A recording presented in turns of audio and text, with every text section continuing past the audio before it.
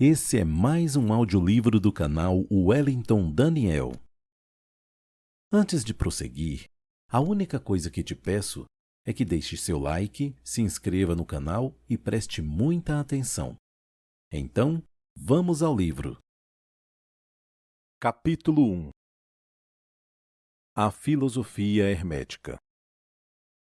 Os lábios da sabedoria estão fechados, exceto aos ouvidos do entendimento.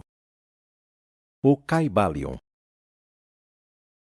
Foi do Antigo Egito que nos vieram os ensinamentos esotéricos e ocultistas fundamentais que, ao longo de milênios, têm influenciado tão prodigamente as filosofias de todas as raças, nações e povos. O Egito, a terra das pirâmides e da esfinge, foi a pátria da sabedoria secreta e dos ensinamentos místicos. Todas as nações receberam dele a doutrina secreta. A Índia, a Pérsia, a Caldeia, a Média, a China, o Japão, a Assíria, a antiga Grécia e Roma e outros países antigos aproveitaram-se fartamente da exorbitância de conhecimentos que os hierofantes e mestres da terra de Ísis ministravam tão generosamente aos que estivessem preparados para participar da profusão de preceitos místicos e ocultos que as mentes superiores dessas antigas terras haviam reunido. No Egito Antigo, viveram os grandes adeptos e mestres que nunca mais foram superados e raras vezes foram igualados nos séculos que se passaram desde o tempo do grande Hermes.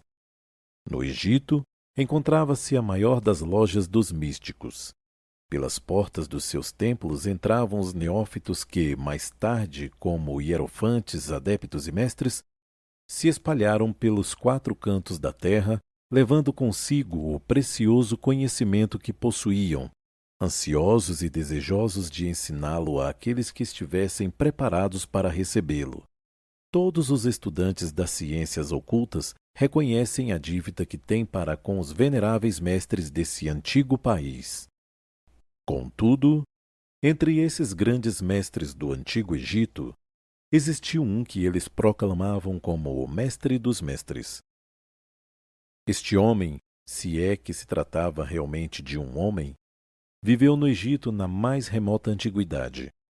Era conhecido pelo nome de Hermes Trismegisto. Foi o pai da ciência oculta, o fundador da astrologia e o descobridor da alquimia. Os detalhes de sua vida se perderam devido ao imenso espaço de tempo, que é de milhares de anos, e apesar de muitos países antigos disputarem entre si a honra de ter sido a sua pátria. A data da sua permanência no Egito, na sua última encarnação neste planeta, não é conhecida agora, mas foi fixada nos primeiros tempos das mais remotas dinastias do Egito, muito antes do tempo de Moisés. As autoridades mais competentes consideram-no como o contemporâneo de Abraão, e algumas tradições judaicas dizem claramente que Abraão adquiriu uma parte do seu conhecimento místico do próprio Hermes. Muitos anos depois de sua partida deste plano de existência, a tradição afirma que viveu 300 anos. Os egípcios deificaram Hermes e fizeram dele um dos seus deuses sob o nome de Thoth. Anos depois, os povos da antiga Grécia também o deificaram com o nome de Hermes, o deus da sabedoria.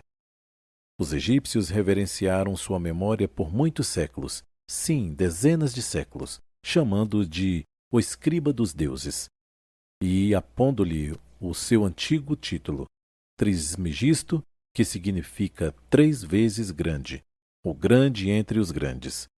Em todos os países antigos, o nome de Hermes Trismegisto foi reverenciado como sinônimo de fonte de sabedoria.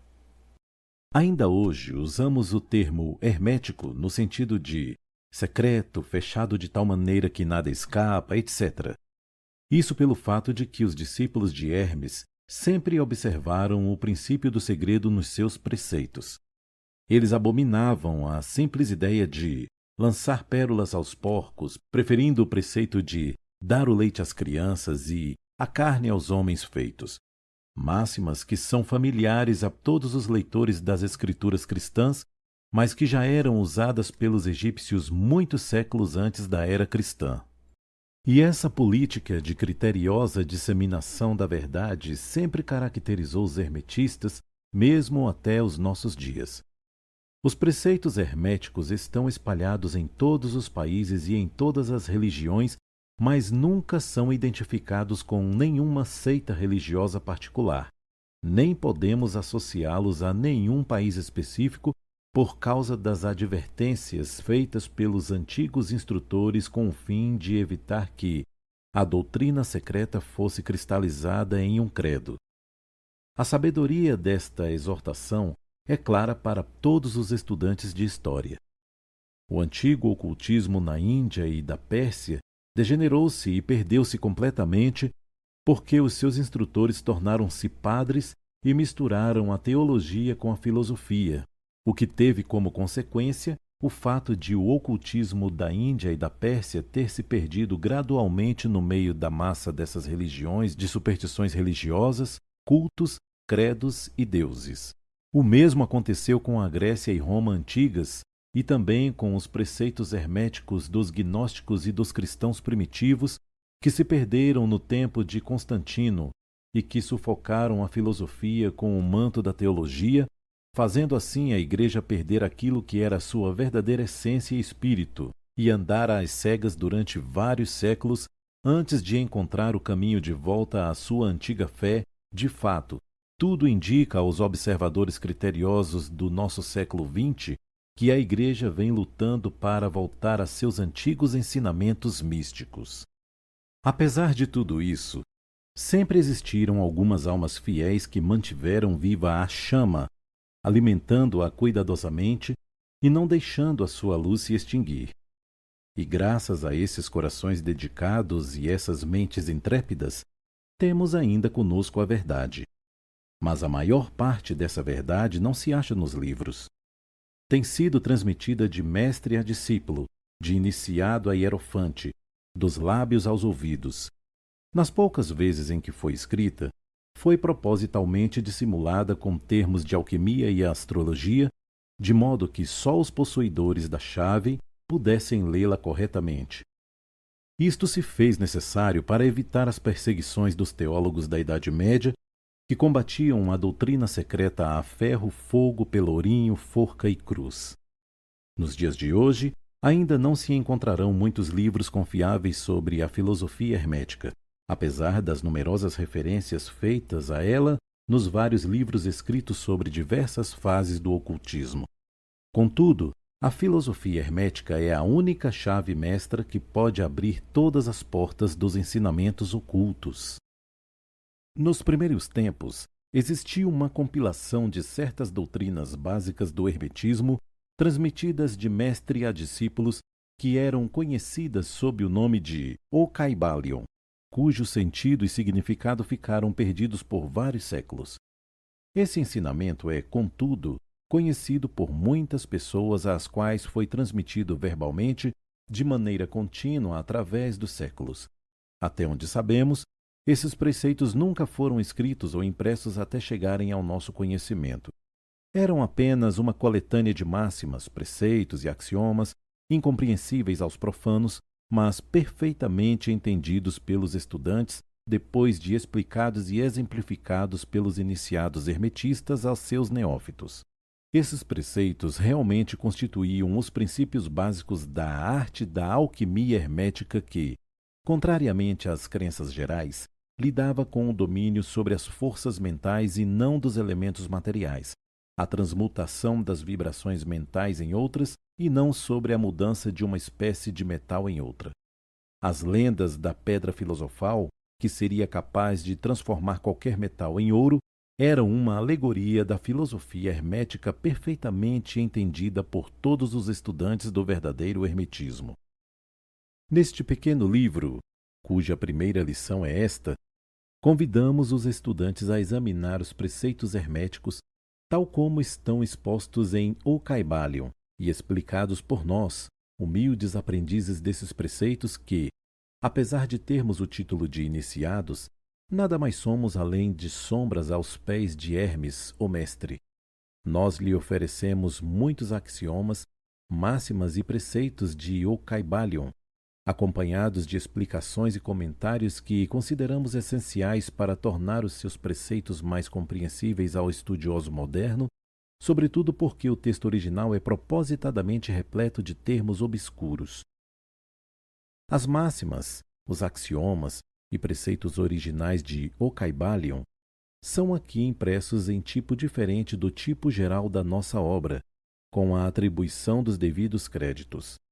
Esperamos que os estudantes a quem oferecemos esta pequena obra possam tirar muito proveito do estudo das suas páginas, como o fizeram tantos outros que precederam no caminho da maestria, nos séculos decorridos desde os tempos de Hermes Trismegisto, o mestre dos mestres, o 3 vezes grande, nas palavras de Ocaibalion.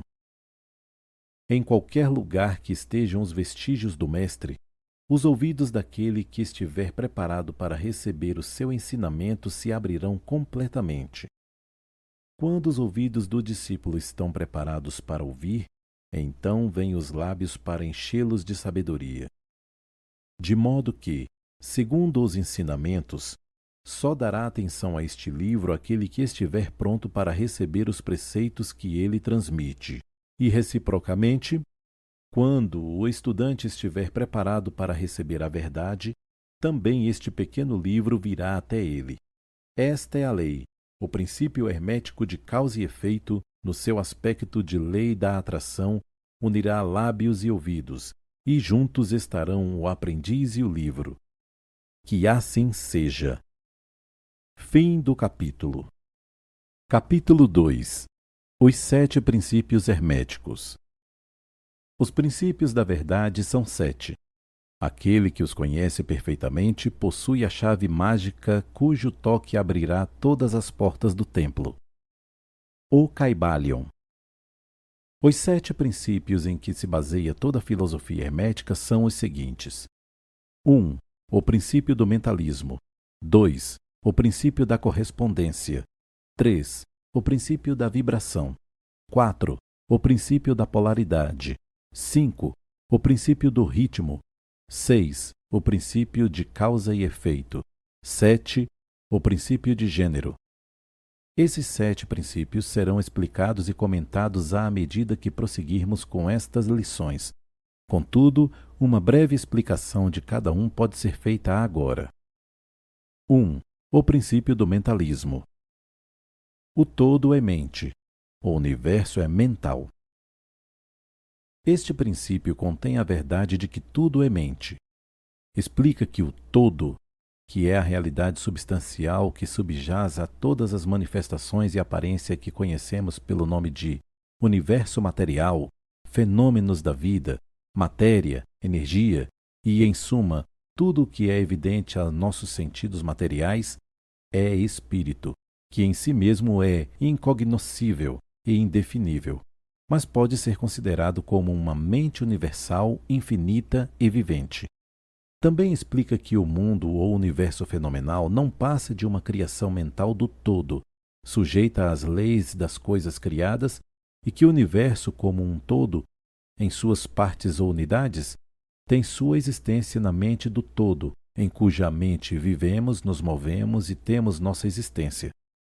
Ao estabelecer a natureza mental do universo, esse princípio explica todos os fenômenos mentais e psíquicos que ocupam grande parte da atenção pública e que, sem tal explicação, seriam ininteligíveis e desafiariam toda a interpretação científica. A compreensão desse princípio hermético do mentalismo permite que o indivíduo aprenda facilmente as leis do universo mental e passe a aplicá-la a seu bem-estar e aperfeiçoamento. O estudante hermetista é capaz de aplicar de modo inteligente as grandes leis mentais em vez de empregá-la de maneira fortuita. Com a chave mestra em seu poder, o estudante poderá abrir as diversas portas do templo psíquico e mental do conhecimento e entrar por elas livre e inteligentemente. Este princípio explica a verdadeira natureza da força, da energia e da matéria, e como e por que todas elas são subordinadas ao domínio da mente. Um dos mais antigos mestres herméticos escreveu há muito tempo: aquele que compreende a verdade da natureza mental do universo está bem avançado no caminho da maestria. E essas palavras são tão verdadeiras hoje como no tempo em que foram escritas. Sem esta chave mestra, a maestria é impossível e o estudante baterá em vão nas diversas portas do templo. 2. Princípio da correspondência. Assim em cima como embaixo, assim embaixo como em cima. Este princípio contém a verdade de que sempre há uma correspondência entre as leis e os fenômenos dos diversos planos do ser e da vida. O velho axioma hermético assim o explicava: assim em cima como embaixo como em cima. A compreensão deste princípio dá ao homem os meios de resolver muitos paradoxos obscuros e segredos ocultos da natureza. Existem planos fora dos nossos conhecimentos, mas, quando lhes aplicamos o princípio da correspondência, chegamos a compreender muita coisa que, de outro modo, não seria impossível compreender. Este princípio é de aplicação e manifestação universal nos diversos planos do universo material, mental e espiritual. É uma lei universal. Os antigos hermetistas consideravam este princípio como um dos mais importantes instrumentos mentais por meio dos quais o homem pode ver além dos obstáculos que encobrem a vista o desconhecido. Seu uso constante chegava, inclusive, a desnudar o véu de Ísis a ponto de nos permitir entrever de relance o rosto da deusa. Assim como o conhecimento dos princípios da geometria permite que um homem sentado em seu observatório consiga medir as distâncias e os movimentos das estrelas distantes, o conhecimento do princípio da correspondência permite que o homem raciocine com inteligência e avance por um caminho que o leve do conhecido ao desconhecido. Ao estudar a mônada, ele entende o arcanjo. 3. O princípio da vibração. Nada está parado, tudo se move, tudo vibra. Este princípio encerra a verdade que tudo está em movimento, tudo vibra, nada está parado. Fatos que a ciência moderna avaliza e que cada nova descoberta científica tende a configurar. E contudo, este princípio hermético foi enunciado há milhares de anos pelos mestres do Antigo Egito. Este princípio explica que as diferenças entre as diversas manifestações de matéria, energia, mente e espírito resultam em grande parte de índices variáveis de vibração. Desde o todo, que é puro espírito, até a forma mais grosseira da matéria, tudo está em vibração. Quanto mais alta a vibração, mais alta será a sua posição na escala. A vibração do espírito é de uma intensidade e rapidez tão infinitas que praticamente ele está em estado de repouso. Assim como uma roda que, por se mover muito rapidamente, parece estar parada. No outro extremo da escala há formas grosseiras da matéria, cujas vibrações são tão baixas que parecem estar em repouso. Entre esses polos existem milhões e milhões de graus diferentes de vibração. Desde o corpúsculo e o elétron, o átomo e a molécula até os mundos e universos, tudo está em movimento vibratório. Isso também é verdade nos planos da energia e da força, que nada mais são que graus variáveis de vibração. Também nos planos mentais, cujos estados dependem das vibrações, assim como nos planos espirituais.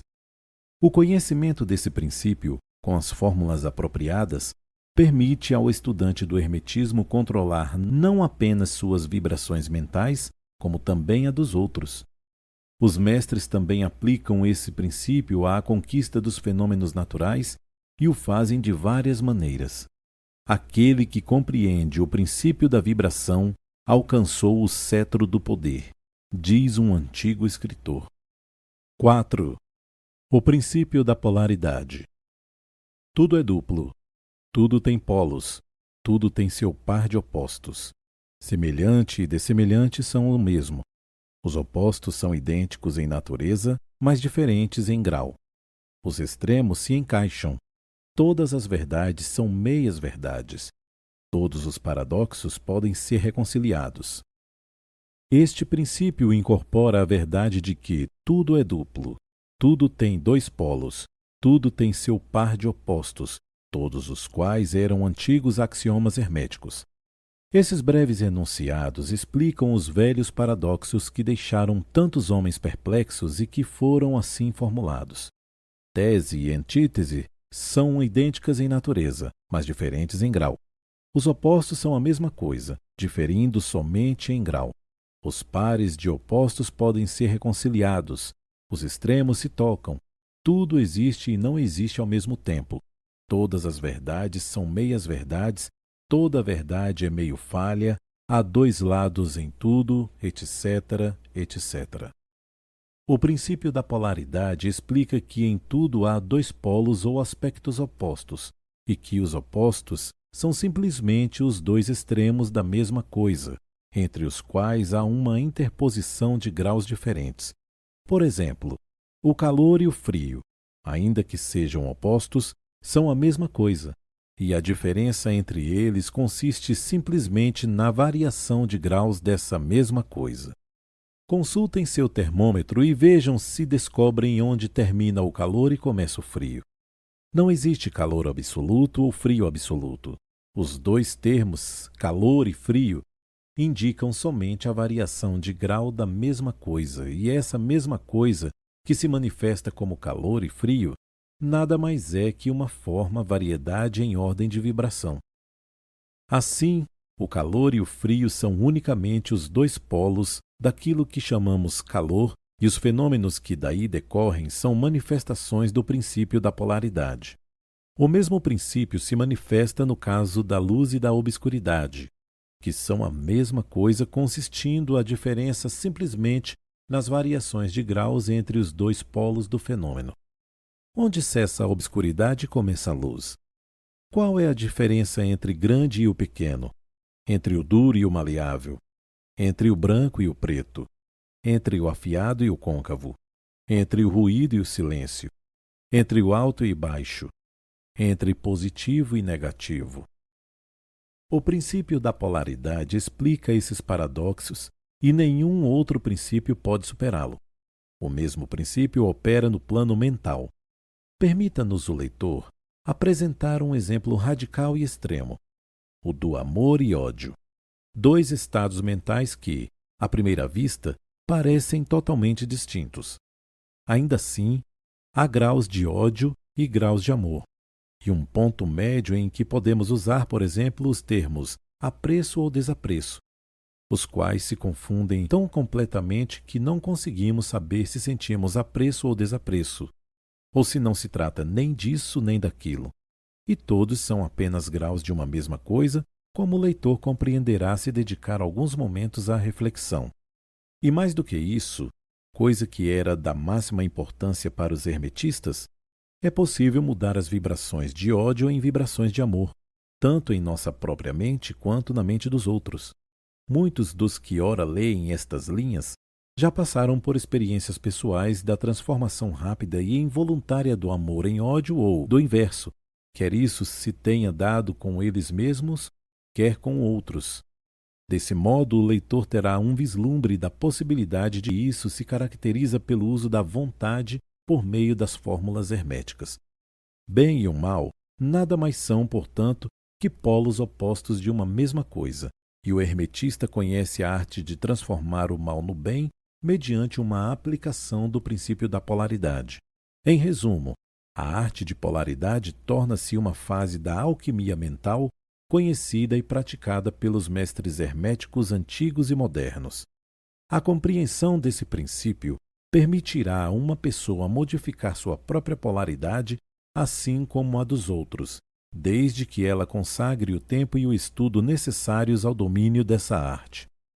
5. O princípio do ritmo. Tudo tem fluxo e refluxo. Tudo tem suas marés. Tudo sobe e desce. Tudo se manifesta por oscilações compensadas. A medida do movimento à direita é a medida do movimento à esquerda. O ritmo é a compensação. Este princípio incorpora a verdade de que em tudo se manifesta um movimento mensurado para frente e para trás, um fluxo e refluxo, um movimento de atração e repulsão, um movimento semelhante ao do pêndulo, uma maré enchente e uma maré vazante, uma maré alta e uma maré baixa, entre os dois polos que existem, de acordo com o princípio da polaridade de que tratamos há pouco. Existe sempre uma ação e uma reação, uma marcha e uma retirada, uma subida e uma descida. É assim nas coisas do universo, nas estrelas, nos mundos, nos homens, nos animais, na mente, na energia e na matéria. Esta lei é manifesta na criação e destruição dos mundos, na ascensão e queda das nações, na vida de todas as coisas e, finalmente, nos estados mentais do homem. E a estes últimos que os hermetistas atribuem maior importância à compreensão do princípio. Os hermetistas apreenderam o sentido desse princípio, encontrando sua aplicação universal e descobriram também certos meios de dominar seus efeitos neles próprios mediante o uso de fórmulas e métodos apropriados. Eles aplicam a lei mental da neutralização. Eles não podem anular o princípio ou impedir as suas operações, mas aprenderam como se escapa a seus efeitos neles mesmos, dependendo até certo grau do domínio deste princípio. Aprenderam como usá-lo em vez de serem usados por ele. É neste e em outros métodos que consiste a arte dos hermetistas. O mestre do hermetismo se polariza no ponto em que deseja repousar e então neutraliza a oscilação rítmica pendular que tenderia a conduzi-lo a outro polo.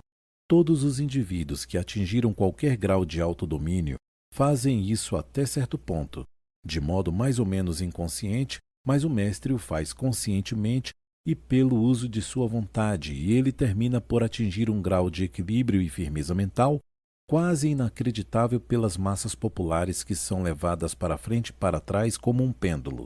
Esse princípio e o princípio de polaridade foram minuciosamente estudados pelos hermetistas, e os métodos para refutá-los, neutralizá-los e usá-los consistem em uma parte importante da alquimia mental do hermetismo. 6. O princípio de causa e efeito. Toda causa tem seu efeito. Todo efeito tem sua causa. Tudo acontece de acordo com a lei. O acaso nada mais é que um nome dado a uma lei não reconhecida. Há muitos planos de casualidade, mas nada escapa à lei. Este princípio incorpora o fato de que há uma causa para todo efeito, e um efeito a partir de toda causa. Explica que tudo acontece de acordo com a lei, nada acontece sem razão, que o acaso não existe, que, embora existam vários planos de causa e efeito, e que os planos superiores dominem os planos inferiores, nada pode esquivar-se inteiramente à lei. Os hermetistas conhecem, até certo ponto, a arte e os métodos de elevar-se acima do plano ordinário de causa e efeito e, por meio da elevação mental a um plano superior, tornam-se causa em vez de efeito. As massas populares se deixam conduzir docilmente, obedientes a seu entorno.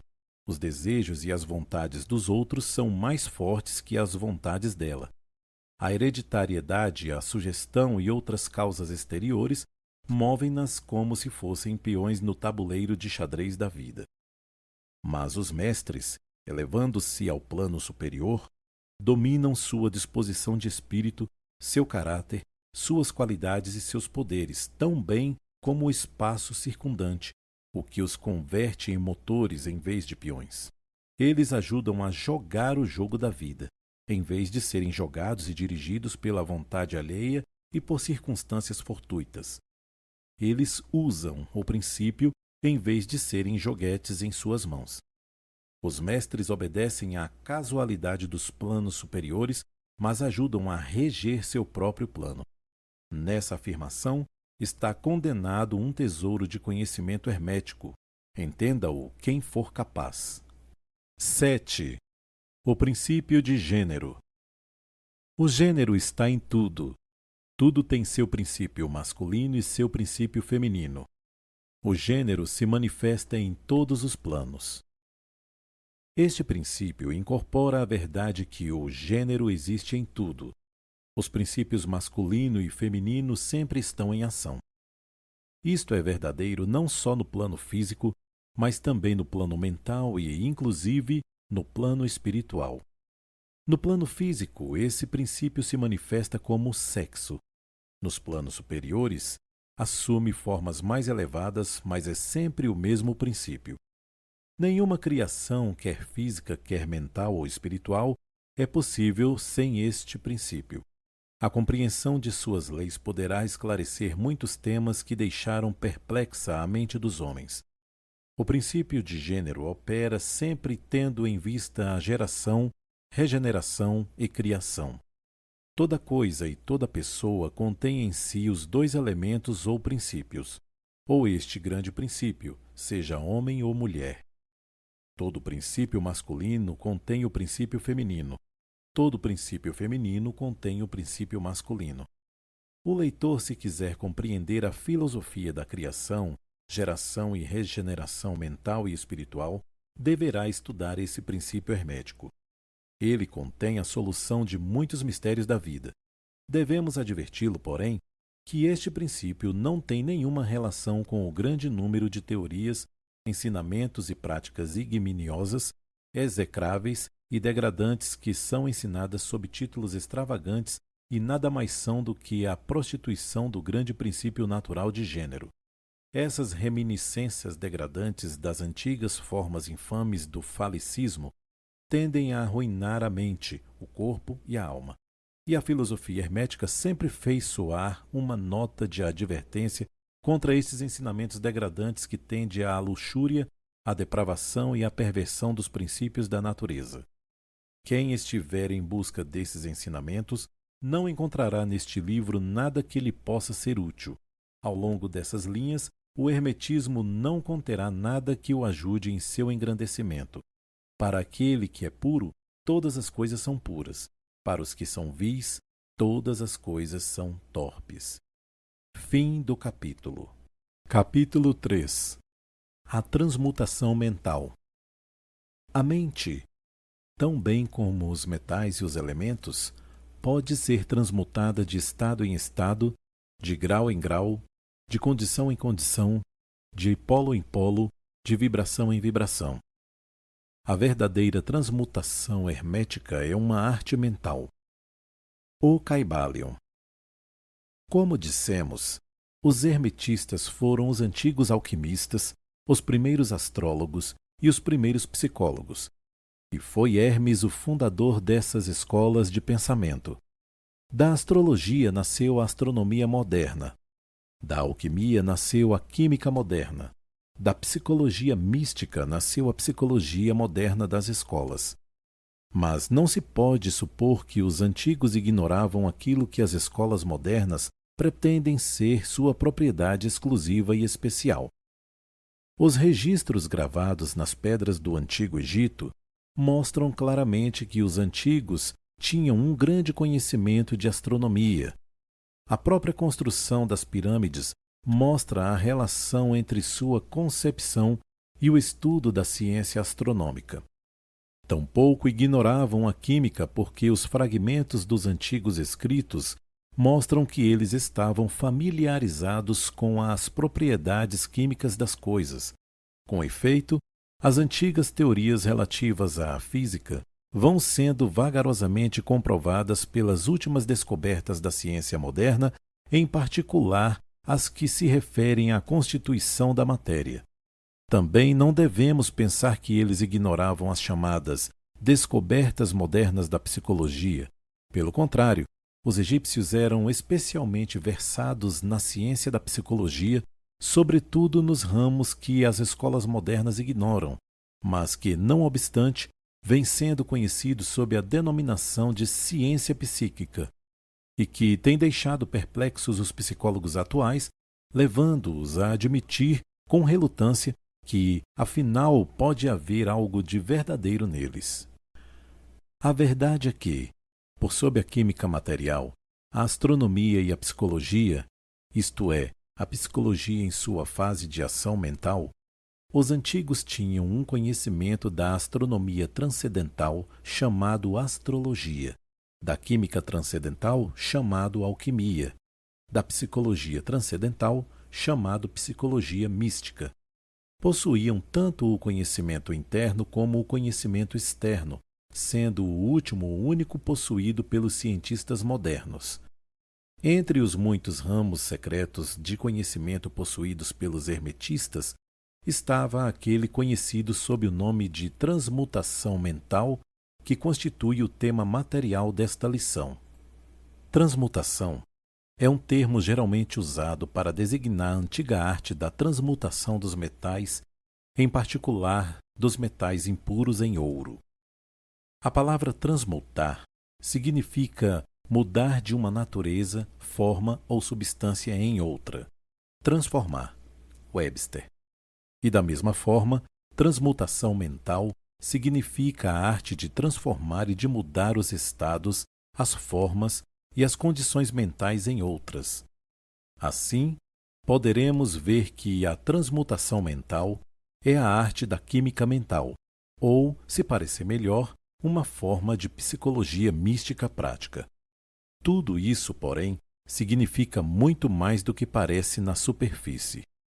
A transmutação, a alquimia ou a química, no plano mental, são sem dúvida muito importantes em seus efeitos. E se essa arte não seguisse adiante, ainda assim continuaria a ser um dos mais importantes ramos de estudos conhecidos pelo homem. Mas isso é só o começo. Vejamos por quê. O primeiro dos 7 princípios herméticos é o princípio do mentalismo, cujo axioma é: o todo é mente, ou o universo é mental, que significa que a realidade subjacente do universo é mente e que o universo em si é mental, isto é, que existe na mente do todo. Examinaremos esse princípio nas próximas lições, mas consideremos o efeito do princípio se admitirmos que ele é verdadeiro.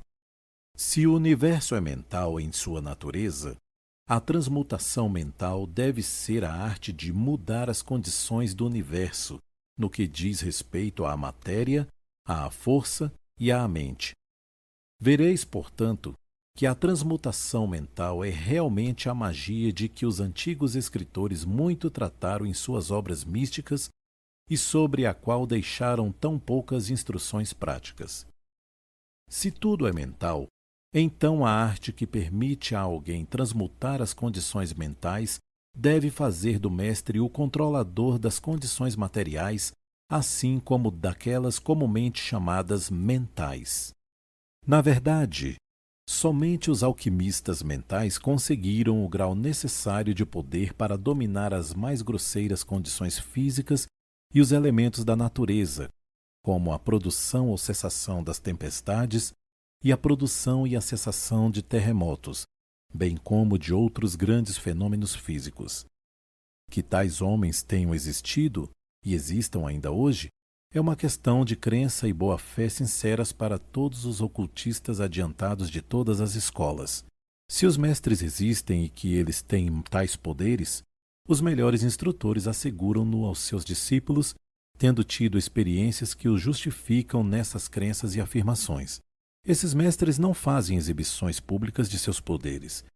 O que buscam, na verdade, é isolar-se das multidões ruidosas a fim de trabalhar melhor seu caminho ao longo da senda do conhecimento. Mencionamos aqui a sua existência simplesmente com o fim de chamar vossa atenção para o fato de que seu poder é inteiramente mental e opera conforme as linhas da mais elevada transmutação mental e em conformidade com o princípio hermético do mentalismo, o universo mental, o Kybalion. Contudo, os discípulos e os hermetistas com graus inferiores aos dos mestres, os iniciados e os instrutores, são igualmente capazes de trabalhar paralelamente no plano mental, na transmutação mental. Com efeito, tudo o que chamamos fenômenos psíquicos, influência mental, ciência mental, fenômenos do novo pensamento, etc., obedece às mesmas linhas gerais, pois não há senão um princípio envolvido, seja qual for o nome que se lhe atribua. O discípulo e praticante da transmutação mental opera no plano mental, transmutando condições mentais, estados, etc., em outros, de acordo com diferentes fórmulas mais ou menos eficazes.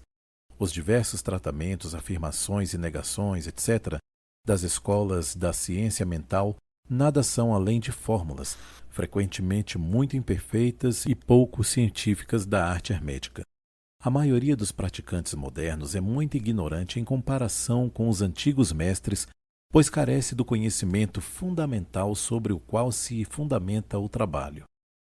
Não somente é possível a qualquer um mudar ou transmutar seus próprios estados mentais por meio dos métodos herméticos, como também lhes é possível modificar os estados mentais dos outros da mesma maneira, em geral inconscientemente, mas muitas vezes de modo consciente, da parte de alguns que conhecem as leis e os princípios, nos casos em que as pessoas afetadas não têm informações sobre os princípios de autoproteção.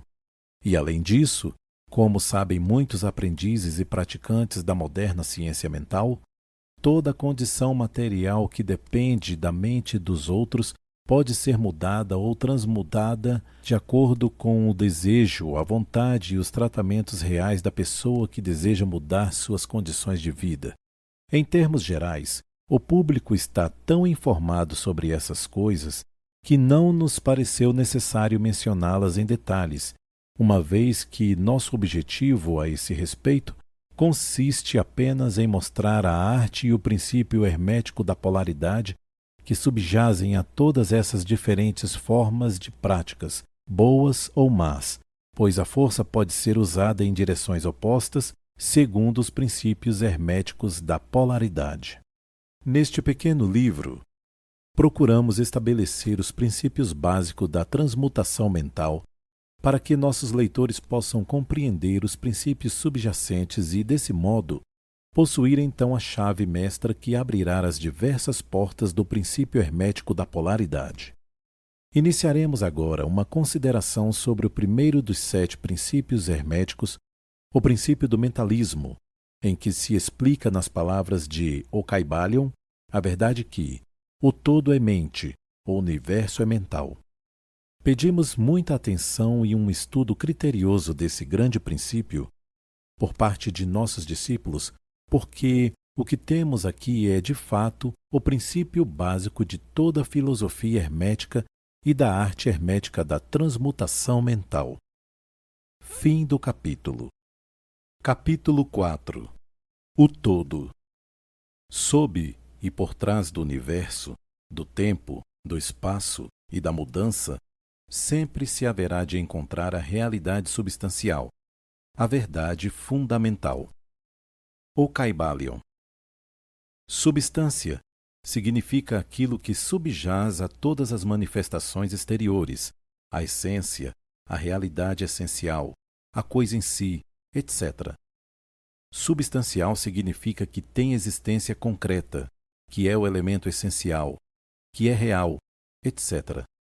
Realidade significa o estado de ser real, verdadeiro, duradouro, válido, fixo, permanente, efetivo, etc. Sob e por trás de todas as aparências ou manifestações exteriores, deverá sempre haver uma realidade substancial. Esta é a lei. Ao considerar o universo, do qual é uma unidade, o homem nada vê além de mudanças na matéria, nas forças e nos estados mentais.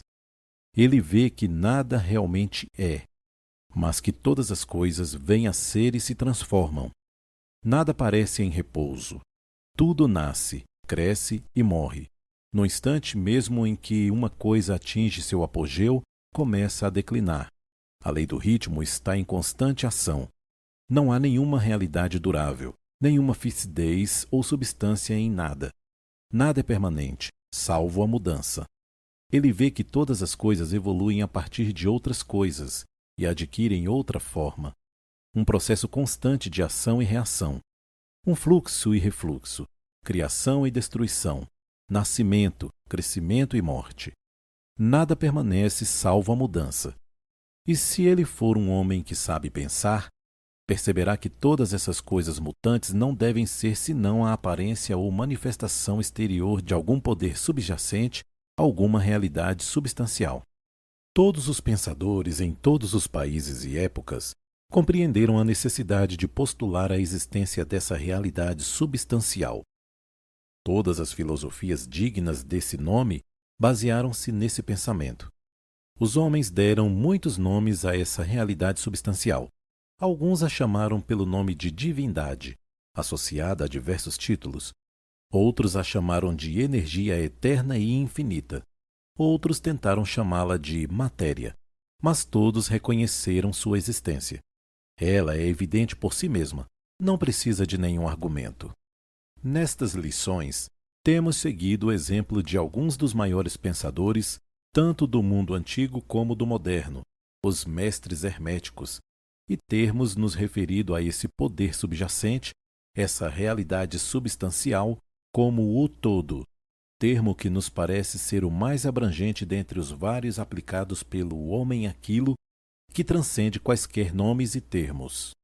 Aceitamos e ensinamos o ponto de vista dos grandes pensadores herméticos de todos os tempos, assim como o ponto de vista daquelas almas iluminadas que alcançaram os planos superiores do ser e afirmam todos que a natureza interior do todo é incognoscível.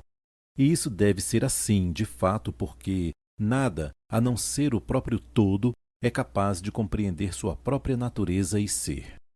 Os hermetistas acreditam e ensinam que o todo, em si mesmo, é e deve ser sempre incognoscível. Consideram que todas as teorias, suposições e especulações dos teólogos e metafísicos no que diz respeito à natureza interior do todo assemelham-se aos esforços pueris das mentes finitas que anseiam por aprender os segredos do infinito. Esses esforços sempre falharam e continuarão a falhar, tendo em vista a natureza mesma da tarefa. Aquele que se lança em tais investigações ficará dando voltas a esmo no labirinto do pensamento até perder toda a sanidade de raciocínio, ação ou conduta, terminando por ficar extremamente incapacitado para o trabalho da vida. É como o esquilo que corre freneticamente na roda de exercícios de sua gaiola, sem chegar a lugar algum. Em outras palavras, um prisioneiro que nunca sai do seu ponto de partida.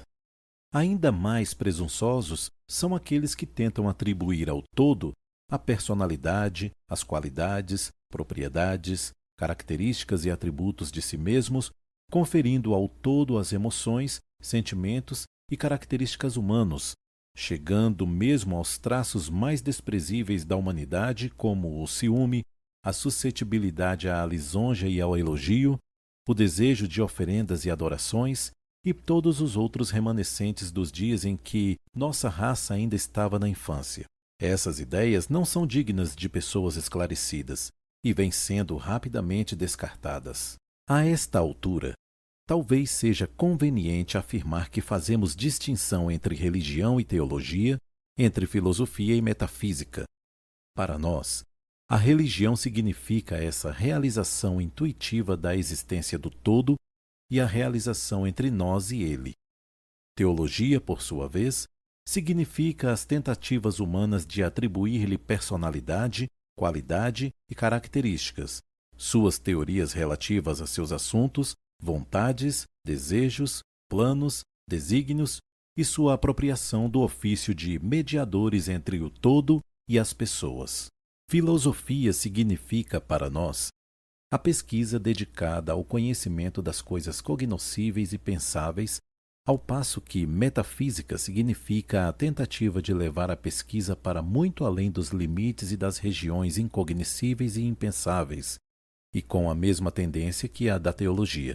E, por conseguinte, tanto a religião como a filosofia significam, para nós, coisas que têm raízes na realidade, ao passo que a teologia e a metafísica parecem caniços quebradiços, enraizados nas areias movediças da ignorância e nada mais constituem que o mais incerto apoio para a mente ou alma do homem. Não insistiremos com os estudantes que aceitam essas definições.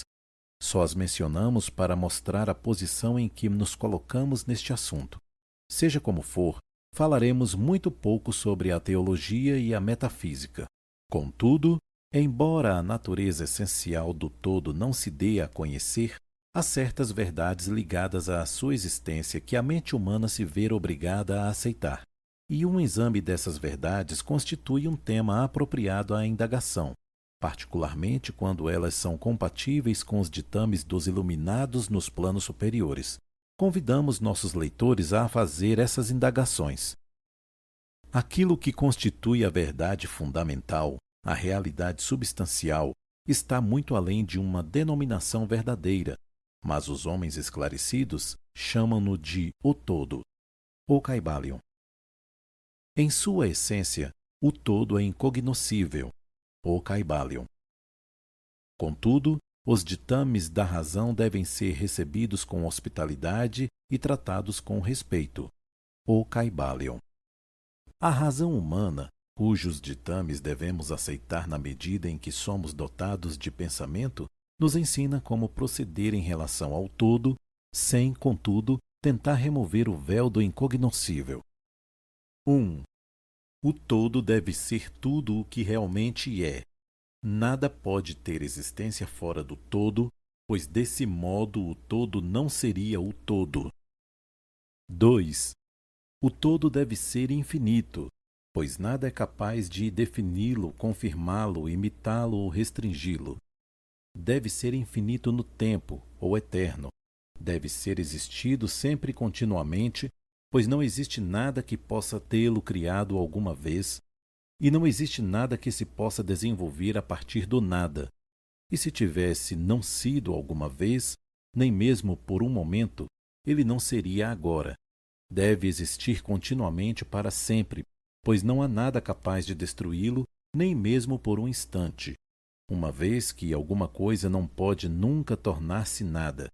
É infinito no espaço, deve estar em toda parte, pois não há nenhum lugar fora do todo. Não pode ser senão contínuo no espaço, sem ruptura, cessação, separação ou interrupção, pois não existe nada capaz de romper, separar ou interromper sua continuidade, e nada com o que preencher as lacunas. Deve ter um poder infinito, ou ser absoluto, pois não existe nada capaz de limitá-lo, restringi-lo, reprimi-lo, confiná-lo, perturbá-lo ou condicioná-lo. Não está sujeito a nenhum outro poder, pois não existe nenhum outro poder. 3. O todo deve ser imutável ou não sujeito a mudanças em sua natureza real, pois não há nada capaz de operar mudanças nele, nada em que ele pudesse se transformar, nem a partir do que ele pudesse ter sofrido mudanças. Nada pode ser-lhe acrescentado ou subtraído. Não pode tornar-se maior ou menor em nenhum aspecto. Deve ter sido sempre e permanecer sempre exatamente como é agora. O todo. Nunca houve. Não há neste momento e nunca haverá nada em que possa se converter. Por ser o todo infinito, absoluto, eterno e imutável, deve certamente concluir-se que qualquer coisa finita, mutável, efêmera e condicionada não pode ser o todo. E como não existe nada fora do todo, na verdade, então todas e quaisquer coisas finitas devem ser nulas na realidade. Não se preocupem nem fiquem confusos. Não estamos tentando levá-los para o campo da ciência cristã sob o disfarce da filosofia hermética. Há uma possibilidade de reconciliação desse estado de coisas aparentemente contraditório. Sejam pacientes, pois lá chegaremos no momento oportuno. Vemos ao nosso redor aquilo a que se dá o nome de matéria, que constitui o fundamento físico de todas as formas. Será o todo simplesmente matéria? Absolutamente não. A matéria não é capaz de manifestar a vida ou a mente.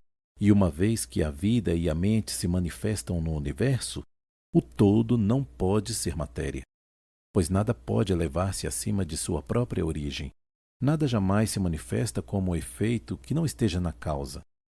Nada existe como consequência que já não seja antecedente.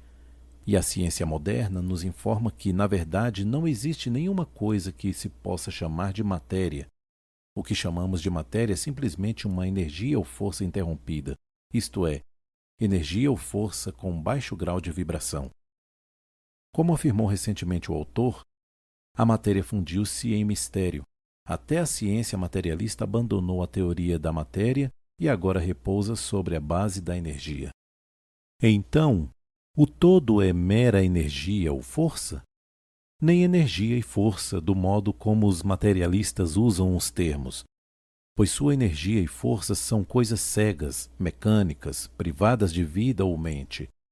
A vida ou a mente não pode evoluir da energia ou força cega, pela razão que demos há pouco. Nada pode elevar-se acima de sua própria origem, nada evolui que não tenha involuído, nada jamais se manifesta como efeito que não esteja na causa. Portanto, o todo não pode ser mera energia ou força, pois se assim fosse, não haveria na existência coisas tais como a vida e mente. E sabemos que não é assim, pois estamos vivos e usamos a mente para examinar essa mesma questão, do mesmo modo como estão os que afirmam que tudo é energia ou força. O que será então superior à matéria ou energia de cuja existência temos conhecimento no universo? Vida e mente. Vida e mente em todos os seus graus variáveis de conhecimento. Então querem nos dizer que o todo é vida e mente? Sim e não será a nossa resposta. Se a pergunta remeter à vida e à mente do modo como nós, pobres mortais, as conhecemos, nossa resposta será não. O todo não é isso. E então seremos questionados sobre o tipo de vida e mente que pretendemos dar a entender. A resposta será mente vivente, tão superior a tudo o que os mortais conhecem por essas palavras, como a vida e a mente são superiores às forças mecânicas ou à matéria. Mente vivente infinita, em comparação com mente e vida finitas. Referimos-nos àquilo que as almas iluminadas querem dizer quando pronunciam reverentemente a palavra espírito. O todo é mente vivente infinita. Os iluminados chamam-na de espírito. Fim do capítulo. Capítulo 5. O universo mental. O universo é mental, contido na mente do todo. O Kybalion. O todo é espírito. Mas o que é o espírito? Essa pergunta não tem resposta, uma vez que sua definição é praticamente a mesma do todo, que não pode ser explicado nem definido. Espírito é simplesmente um nome que os homens dão à concepção mais elevada da mente vivente infinita. Significa essência real, significa a mente vivente, tão superior à vida e à mente como as conhecemos, quanto estas últimas são superiores à energia mecânica e à matéria. O espírito transcende o nosso entendimento, e usamos o termo simplesmente para poder pensar ou falar sobre o todo. Tendo em vista nosso pensamento e entendimento, estamos certos ao pensar no espírito como mente vivente infinita, reconhecendo ao mesmo tempo que não podemos entendê-lo em sua plenitude. Devemos agir assim ou parar totalmente de pensar sobre a questão. Façamos agora um exame da natureza do universo, tanto no seu todo como em suas partes. O que é o universo? Vimos que não pode haver nada fora do todo. Portanto, o universo é o todo? Não, isso não é possível porque o universo parece ser constituído de muitas coisas e está em constante processo de mutação. Em outras palavras, não se ajusta às ideias que estamos compelidos a aceitar a respeito do todo, como deixamos claro em nossa última lição. Portanto, se o universo não é o todo, ele deve ser o nada, e esta é a conclusão inevitável da mente num primeiro momento. Contudo, não podemos ficar satisfeitos com esta resposta, porque somos conscientes da existência do universo. Portanto, se o universo não é o todo, nem o nada, o que poderá ser? Examinemos mais detalhadamente essa questão. Se o universo existe ou parece existir, ele deve proceder de alguma maneira do todo. Deve ser uma criação do todo. Porém, como é impossível que alguma coisa seja criada a partir do nada, o que pode estar na base da criação do todo? Alguns filósofos responderam a esta pergunta dizendo que o todo criou o universo a partir de si mesmo, isto é, a partir do ser e da substância do todo. Mas isso não nos será útil, pois o todo não pode ser subtraído ou dividido, como já vimos aqui. E então, repetindo, se isso fosse verdade, cada partícula do universo não poderia ignorar o seu próprio ser, o todo.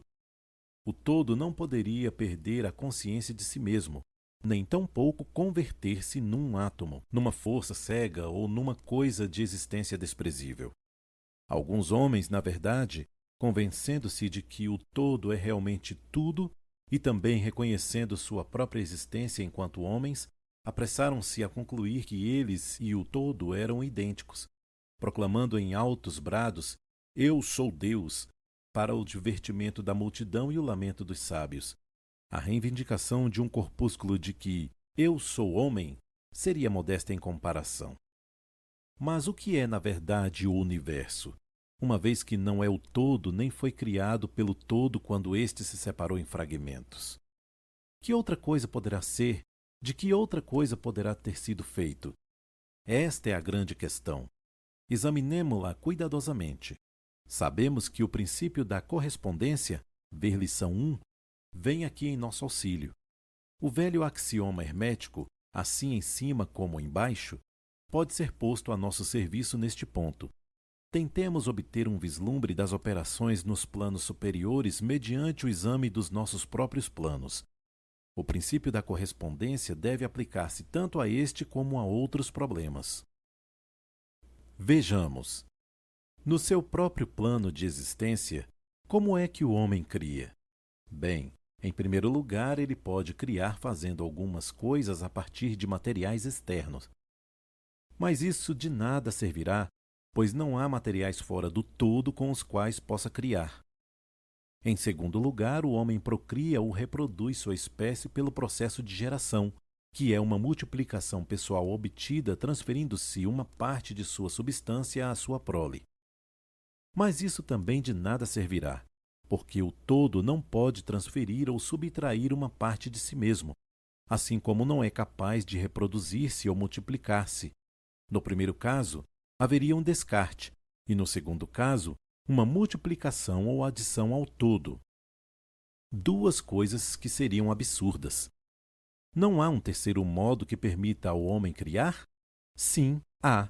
Ele cria mentalmente, e ao fazê-lo, não usa nenhum material exterior, nem reproduz a si próprio, e ainda assim seu espírito impregna a criação mental. Seguindo o princípio da correspondência, estamos certos ao considerar que o todo cria o universo mentalmente, de modo semelhante ao processo pelo qual o homem cria imagens mentais. E é exatamente aqui que a voz da razão está de acordo com a voz dos iluminados, como nos mostram seus preceitos e escritos. São estes os preceitos dos sábios. Foi esse o ensinamento de Hermes. O todo não pode criar de nenhuma outra maneira a não ser mentalmente, sem usar elementos materiais. E não há nada que se preste a tal uso. Ou reproduzindo-se a si mesmo, o que também é impossível. Não há como fugir a essa conclusão da razão, a qual, como dissemos, está em harmonia com os mais elevados preceitos dos iluminados.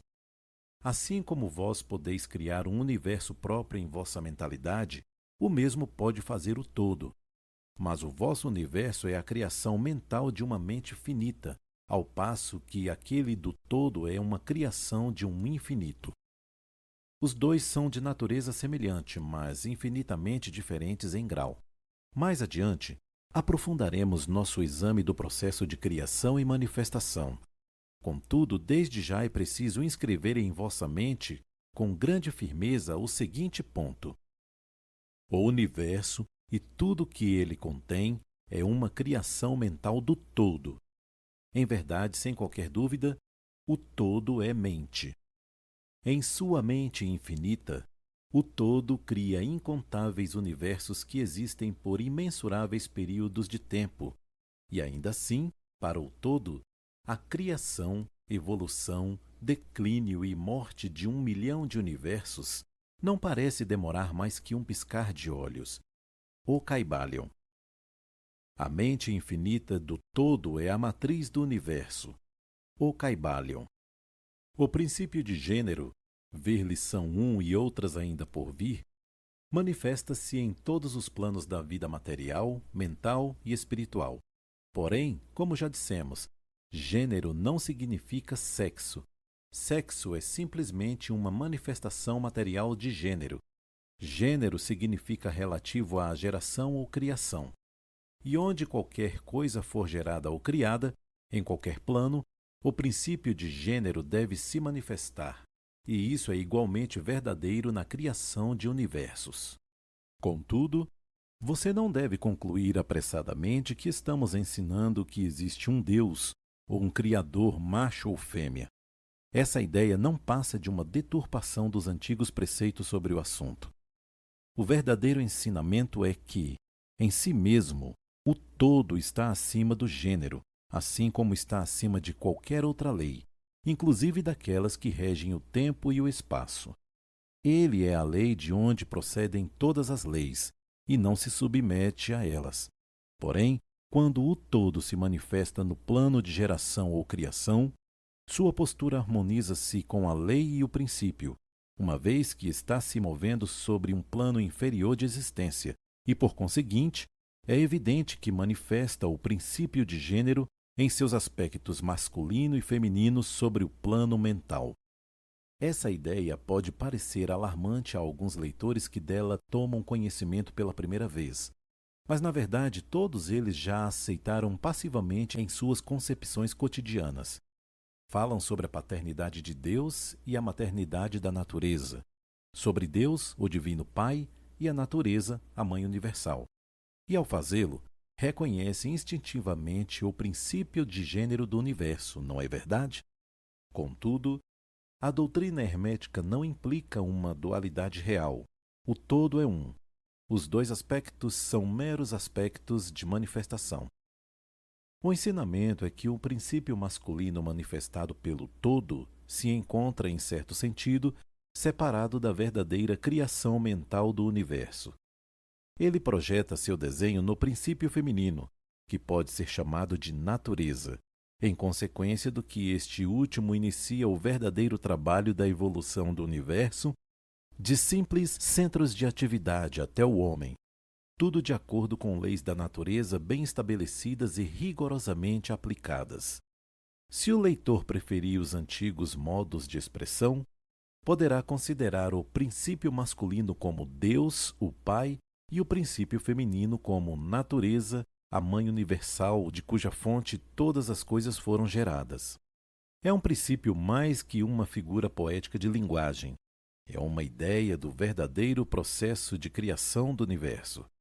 Mas ele deverá ter sempre em mente que o todo não é senão um, e que em sua mente infinita o universo é gerado, criado e existe concretamente. A aplicação da lei da correspondência ao leitor e à sua própria mente poderá ajudá-lo a chegar à ideia apropriada. Sabe-se que, em certo sentido, aquele que uma pessoa chama de eu permanece à parte e testemunha a criação de imagens mentais em sua própria mente. A parte de sua mente em que se realiza a geração mental pode ser chamada de mim, para distingui-la do eu, que permanece à parte que testemunha e examina os pensamentos, ideias e imagens do mim. Não devemos nos esquecer de que, assim em cima como embaixo, nem de que os fenômenos de um plano podem ser empregados na solução dos enigmas de planos superiores ou inferiores. Será estranho que o leitor, a criança, sinta essa reverência instintiva pelo todo, sentimento que chamamos de religião, esse respeito e reverência pela mente Pai? Será estranho que, ao considerar as obras e as maravilhas da natureza, ele seja dominado por uma poderosa sensação cujas raízes se encontram nos recessos mais profundos de seu ser? É a mente mãe que ele aperta fortemente contra seu seio, como faz a mãe com seu filho. Tampouco devemos cometer o erro de crer que o pequeno mundo que vivemos ao nosso redor, a Terra, que é simplesmente um grão de areia em comparação com o universo, seja o próprio universo. Existem milhões de mundos semelhantes e maiores. Há milhões e milhões de universos iguais em existência dentro da mente infinita do todo. E mesmo no nosso pequeno sistema solar, há regiões e planos de vida mais elevados que os nossos, e entes em comparação aos quais nós, míseros mortais, somos como as viscosas formas de vida que vivem no leito do oceano, comparadas ao homem. Há seres com poderes e qualidades muito superiores aos que o homem jamais sonhou que pudessem ser posse e atributo dos deuses. Não obstante, esses seres foram outrora como vós, e ainda mais inferiores. Com o tempo, porém, seremos iguais a eles, ou mesmo superiores, porque esse é o destino do homem, como dizem os iluminados. E a morte não é real. Mesmo no sentido relativo do termo, ela nada mais é que o nascimento para uma nova vida. Subiremos mais alto, cada vez mais alto, em direção a planos de vida cada vez mais elevados por períodos imensuráveis de tempo. O universo é nossa morada e exploraremos seus mais profundos recessos antes do fim dos tempos. Habitamos a mente infinita do todo e nossas possibilidades e oportunidades são infinitas, tanto no tempo como no espaço. E ao fim do grande ciclo de éons, quando o todo atrair a si todas as suas criações, seguiremos com alegria, pois então nos será dada a conhecer a verdade total de ser um com o todo. Assim falam os iluminados, aqueles que avançaram muito ao longo do caminho. E enquanto isso, descansemos com paz e serenidade, e estaremos seguros e protegidos pelo poder infinito da mente Pai e Mãe. Dentro da mente Pai e Mãe, os filhos mortais estão em sua morada, o Kybalion. No universo não há ninguém que não tenha pai ou mãe, o Kybalion. Fim do capítulo. Capítulo 6. O paradoxo divino. Os falsos sábios, reconhecendo a irrealidade comparativa do universo, imaginam que podem desafiar suas leis. Estes são loucos, vãos e presunçosos que se arrebatam contra as rochas e são despedaçados pelos elementos devido à sua loucura. O verdadeiro sábio, conhecedor da natureza do universo, emprega a lei contra as leis, o superior contra o inferior, e pela arte da alquimia transmuta as coisas indesejáveis no que é precioso, o que o faz triunfar. O domínio não consiste em sonhos anormais, em visões e ideias fantásticas, mas sim no uso das forças superiores contra as inferiores, escapando dos sofrimentos dos planos inferiores mediante vibrações nos planos superiores. A transmutação, e não a negação presunçosa, é a arma do mestre. O Kybalion. Este é o paradoxo do universo, que resulta no princípio da polaridade que se manifesta quando o todo começa a criar. É preciso segui-lo com atenção, pois assinala a diferença entre a falsa e a verdadeira sabedoria. Quanto ao todo infinito, o universo, suas leis, seus poderes, sua vida e seus fenômenos, são como coisas testemunhadas no estado de meditação ou sonho. Para que tudo é finito, porém, o universo deve ser tratado como real, e a vida, a ação e o pensamento devem ser baseados nele, de modo a concordar com um entendimento da verdade superior, cada qual de acordo com o seu próprio plano de leis. Se o todo fosse imaginar que o universo fosse de fato real, então pobre do universo, pois ele não teria nenhuma rota de fuga do inferior para o superior, em direção ao divino, e desse modo o universo se tornaria fixo e o progresso passaria a ser uma impossibilidade. E se o homem, devido a uma falsa sabedoria, considerar as ações, as vidas e os pensamentos do universo como um mero sonho, semelhante aos seus próprios sonhos finitos, esse universo se tornaria verdadeiramente assim para ele e, como um sonâmbulo que gira em falso e tropeça num círculo vicioso, sem fazer nenhum progresso e vendo-se forçado, ao final, a despertar ferido e vertendo sangue em resultado das leis naturais que havia ignorado. Conservem sua mente sempre voltada para a estrela, mas permaneçam atentos aos vossos passos para não caírem no lodaçal, em razão de vosso olhar permanentemente voltado para o alto. Não se esqueçam do paradoxo divino, segundo o qual o universo é e não é. Lembrem-se sempre dos dois polos da verdade, o absoluto e o relativo, e muito cuidado com as meias-verdades. Aquilo que os hermetistas conhecem como a lei do paradoxo é um aspecto do princípio da polaridade. Os escritos herméticos estão cheios de referências ao aparecimento do paradoxo na consideração dos problemas da vida e da existência.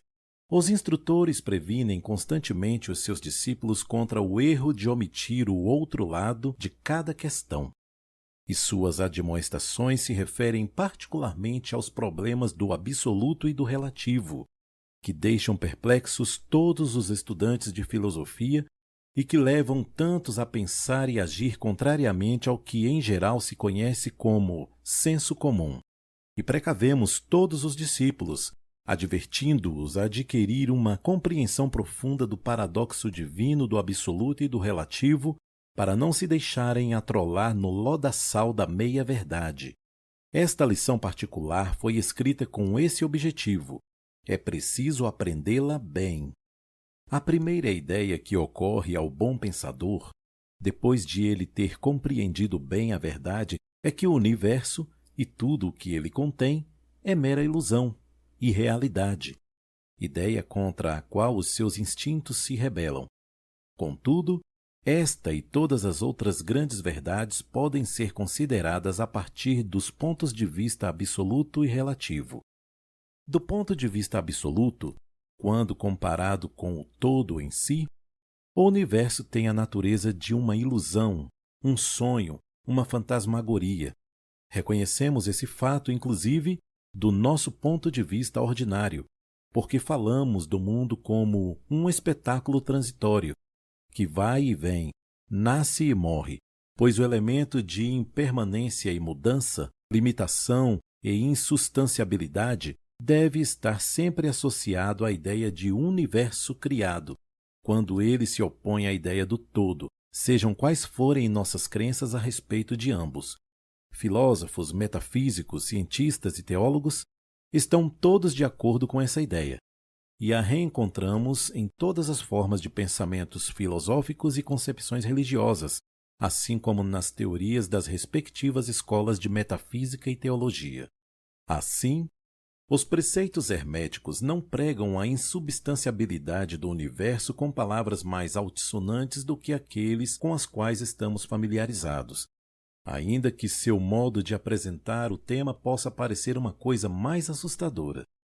Em certo sentido, qualquer coisa que tenha um começo e um fim pode ser irreal e não verdadeira, e o universo está sujeito à regra em todas as escolas de pensamento.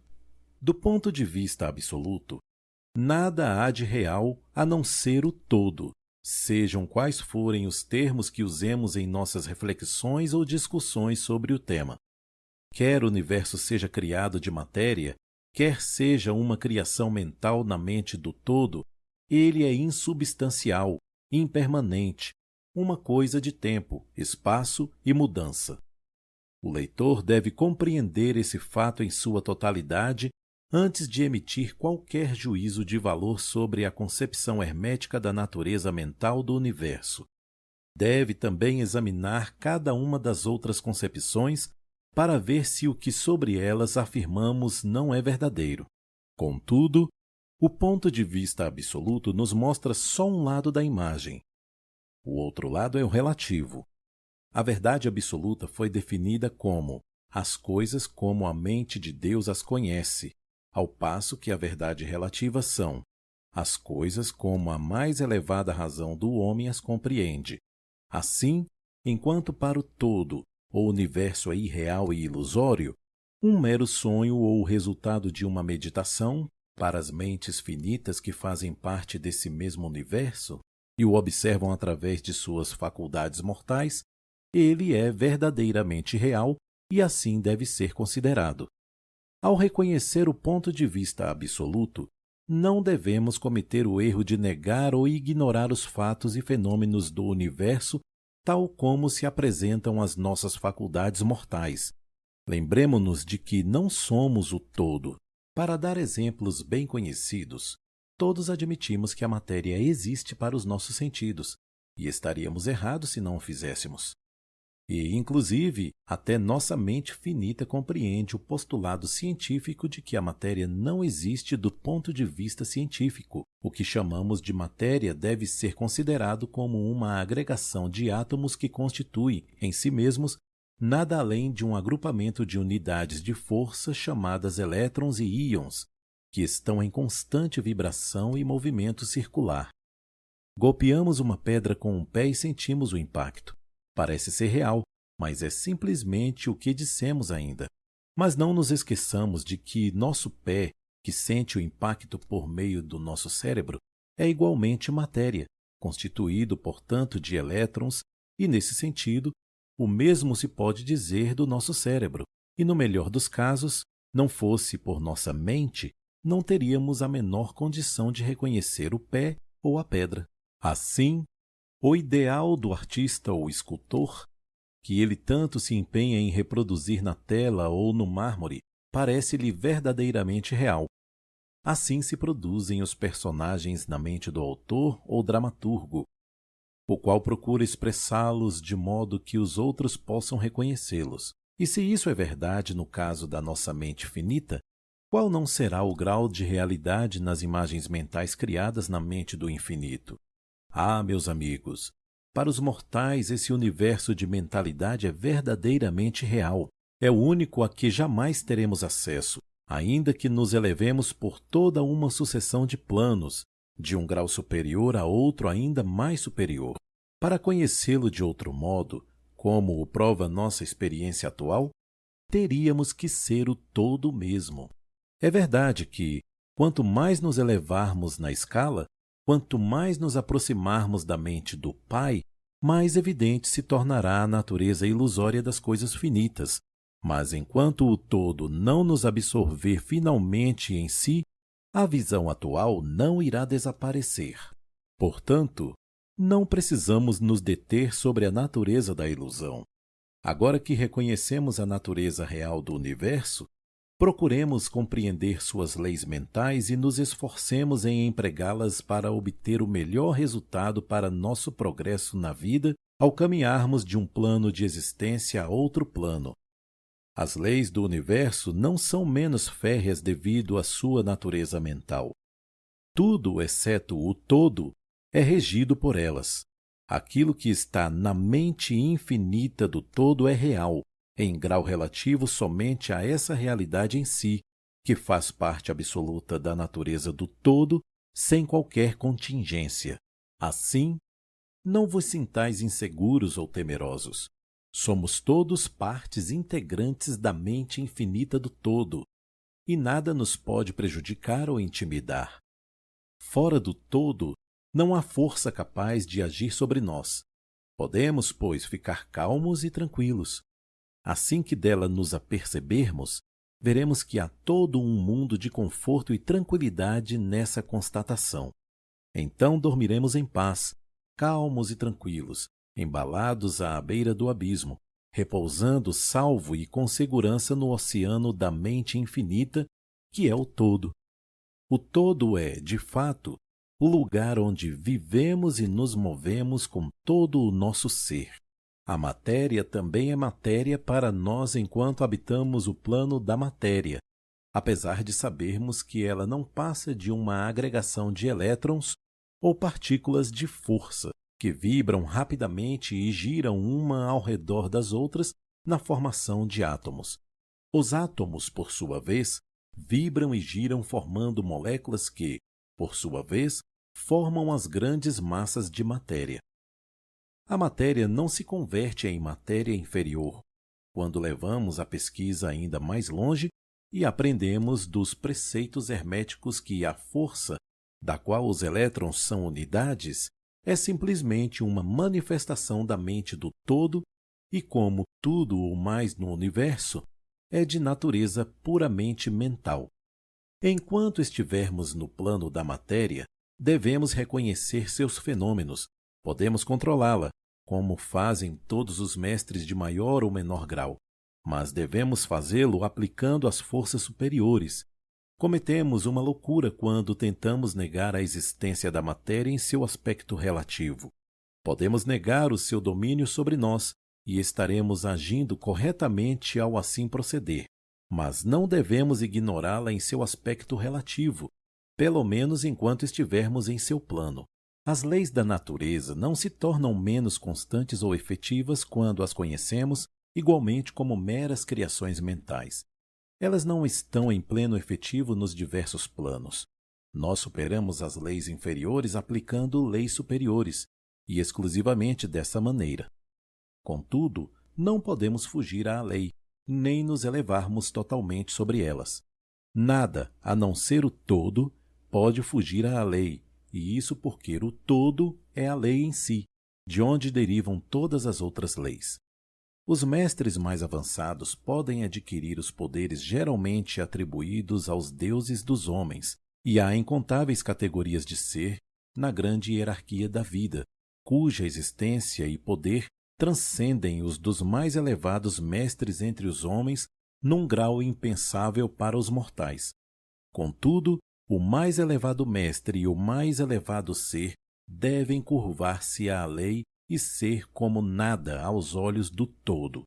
Portanto, se mesmo esses seres mais elevados, cujos poderes excedem até aqueles atribuídos pelos homens a seus deuses, se até esses seres mais elevados estão subordinados à lei, imaginai a presunção do homem mortal, da nossa raça e do nosso grau, quando ousa considerar as leis da natureza como irreais, visionárias e ilusórias, porque chegou a compreender a verdade de que as leis são de natureza mental e simples criações mentais do todo.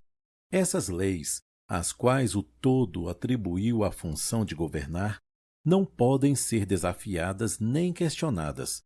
Elas durarão enquanto o universo durar, porque o universo só existe em virtude dessas leis que formam o seu arcabouço e o mantêm unido. Embora explique a verdadeira natureza do universo mediante o princípio de que tudo é mental, o princípio hermético do mentalismo não muda as concepções científicas do universo, da vida ou da evolução. Com efeito, a ciência simplesmente corrobora os preceitos herméticos. Esses preceitos ensinam que a natureza do universo é mental, conquanto a ciência moderna ensine que é material, ou, nos últimos tempos, que é energia, em última análise. Os preceitos herméticos não incorrem no erro de refutar os princípios básicos de Herbert Spencer, que afirmam a existência de uma energia infinita e eterna, da qual todas as coisas procedem.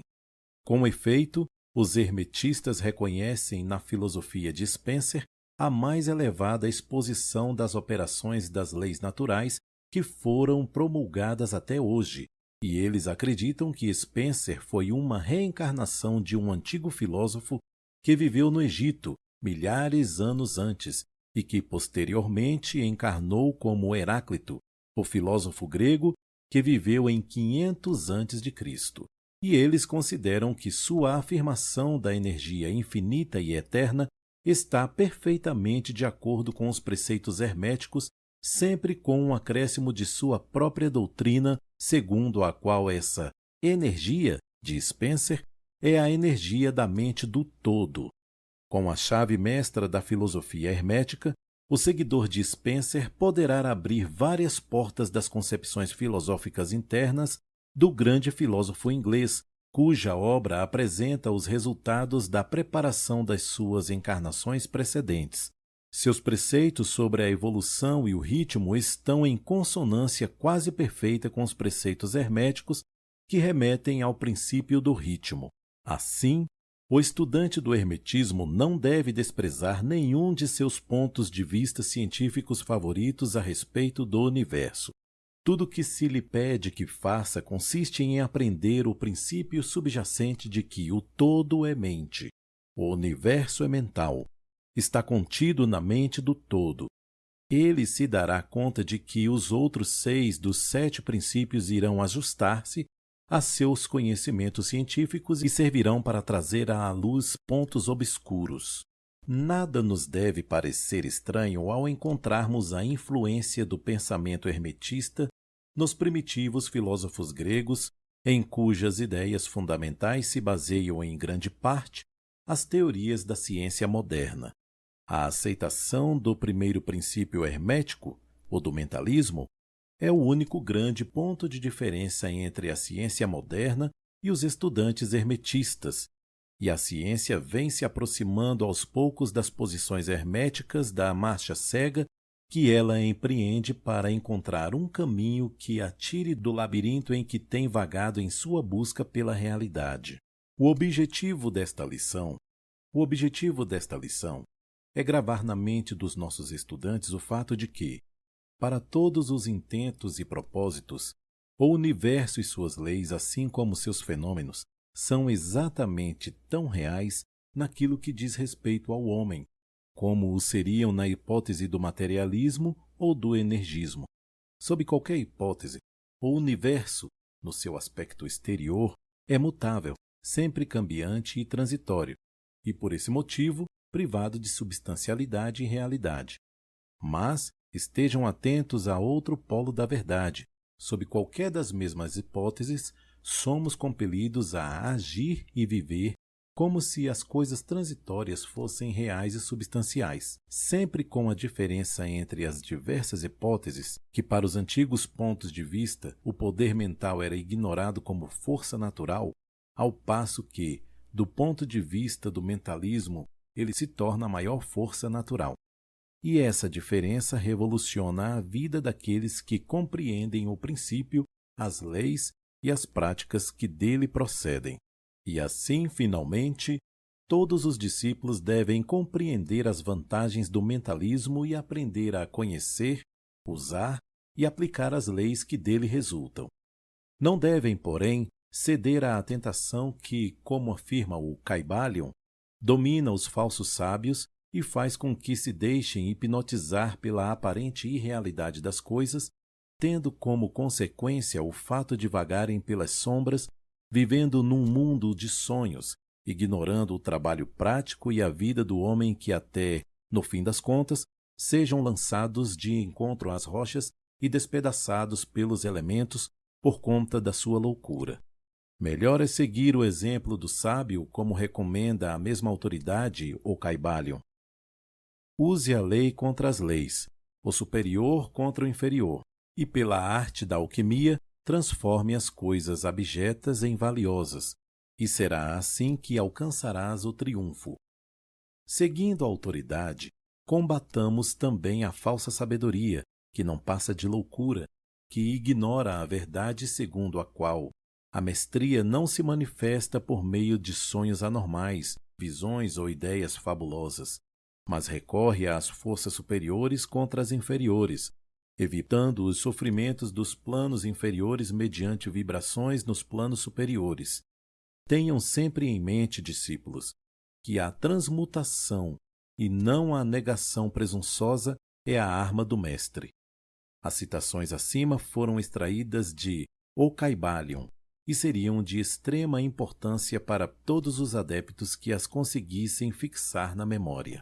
Não vivemos num mundo de sonhos, mas sim num universo que, embora relativo, é real na medida em que diz respeito à nossa vida e nossas ações. A nossa razão de ser no universo não é negar sua existência, mas sim viver, usando as leis para nos elevar dos graus inferiores aos graus superiores, dando o melhor de nós nas circunstâncias que surgem a cada dia e vivendo na medida do possível, conforme nossas ideias e ideais mais elevados. O verdadeiro sentido da vida não se dá a conhecer ao homem nesse plano. As maiores autoridades e a nossa própria intuição nos dizem que não cometeríamos erro ao viver da melhor maneira e realizando a tendência universal na mesma direção em que se pesem as aparentes evidências em contrário. Todos estamos no caminho, e a estrada conduz sempre para cima, com frequentes locais de repouso. Leiam a mensagem de O Kybalion e sigam um exemplo do sábio, evitando os erros do falso sábio que perece por conta de sua loucura. Fim do capítulo. Capítulo 7. O todo em tudo. Enquanto tudo está no todo, também é verdade que o todo está em tudo. Aquele que compreende realmente essa verdade alcançou o grande conhecimento. O Kybalion. Quantas vezes a maioria das pessoas ouviu repetir a declaração que sua divindade, chamada por muitos nomes, era todo em tudo, e com que frequência e intensidade não desconfiaram elas da verdade oculta, encoberta por essas palavras tão descuidadamente pronunciadas? A expressão comumente usada é uma lembrança da antiga máxima hermética acima citada.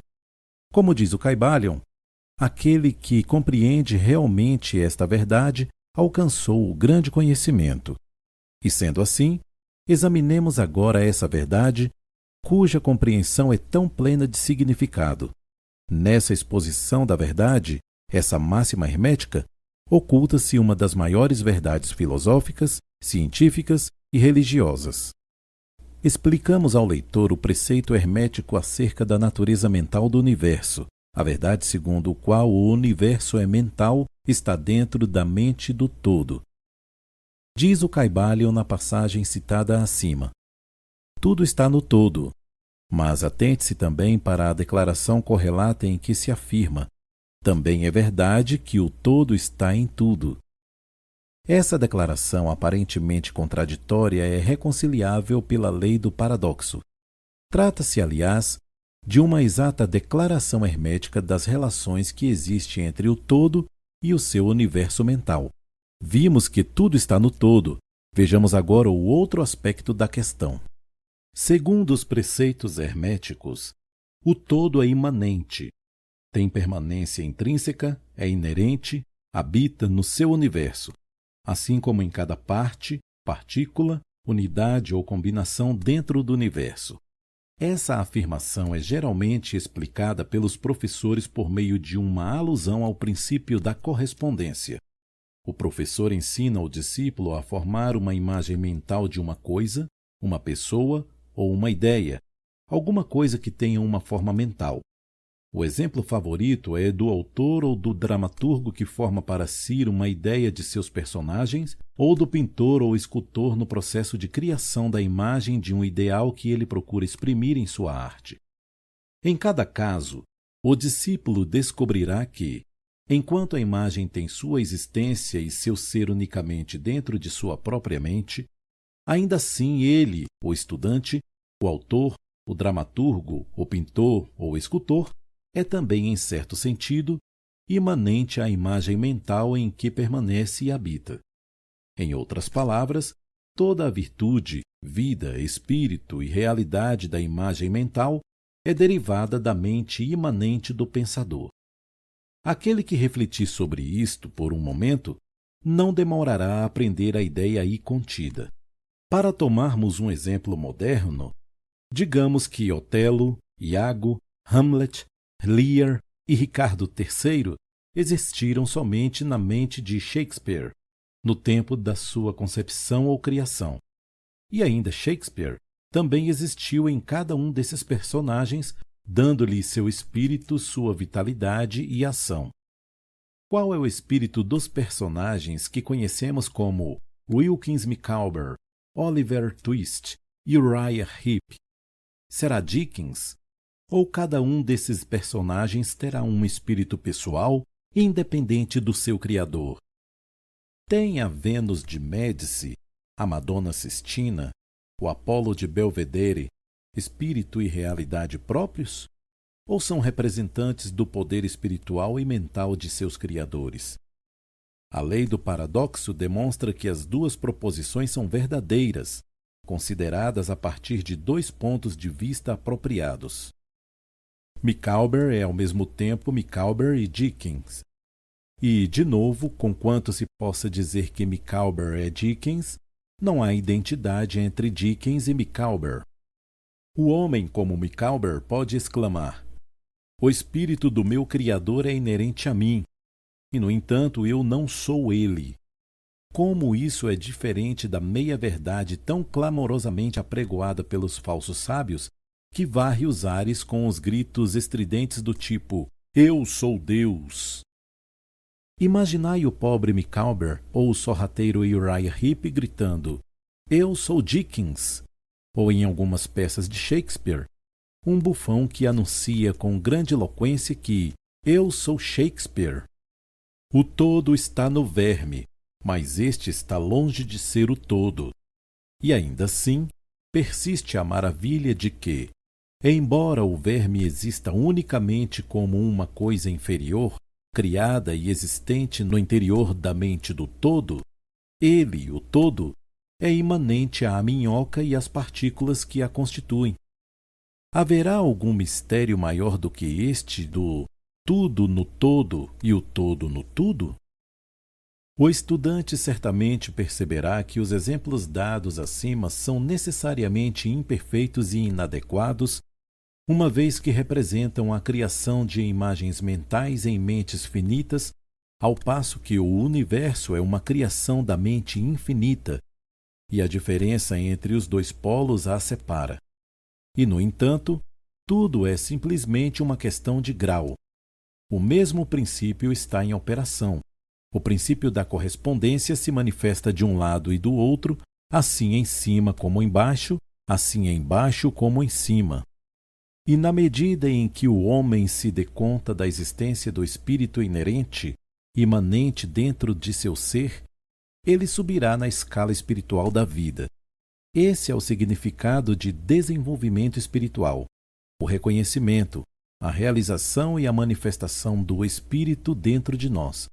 Procure não se esquecer nunca desta última definição.